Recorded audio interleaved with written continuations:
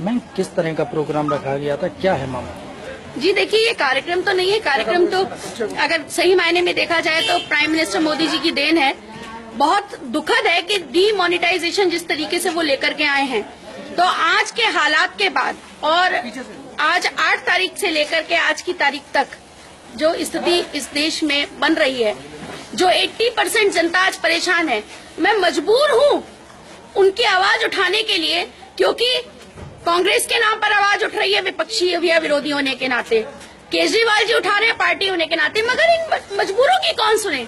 आज आंखों में आंसू भरा बुजुर्ग बैठा है, माएं बैठी हैं, बुजुर्गें बैठी है, जिनके लिए जीने का सहारा नहीं था, जिनकी 100, 200, 500 या 800 रुपए पेंशन थी, वो ले जाने के लिए उनके पास घर में कोई है नहीं। यहाँ पर वो महिलाएं मौजूद है और मैंने आपसे उनको रूबरू करवाया।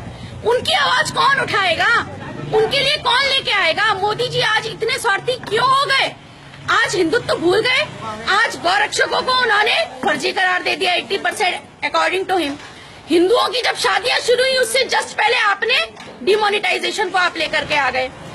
आपने सर्जिकल स्ट्राइक जैसे महत्वपूर्ण मुद्दे को, शब्द को, जो कि सेना की शान है, जिसमें एक कमांडो जो है वो कम से कम 1000 सैनिकों के बराबर होता है और वो जान पे अपने हथेली में जान रख करके वो कार्य करता है, उसे सर्जिकल स्ट्राइक कहते हैं। और आपने और बीजेपी वालों ने उसे मखौल बना दिया।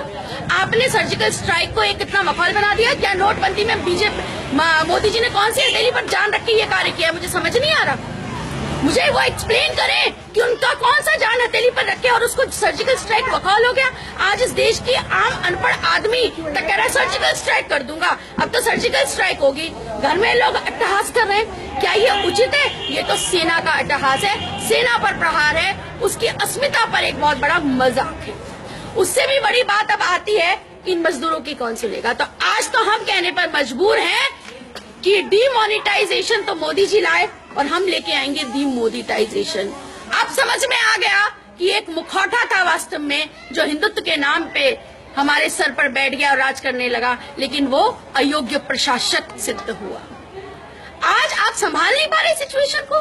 महंगाई वही की वही है। क्या आप एक टेक्निकल टर्मिनोलॉजी में बात करिए।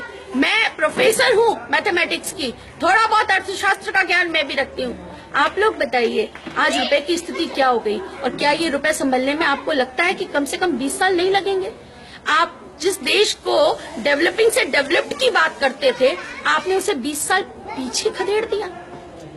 आज बीजेपी वालों से मेरी व्यक्तिगत बात हुई और मैंने कहा, भाई दिल पे हाथ रखो और गीता उनके हाथ में दे दे कि सच बोलो, क्या ये सही है?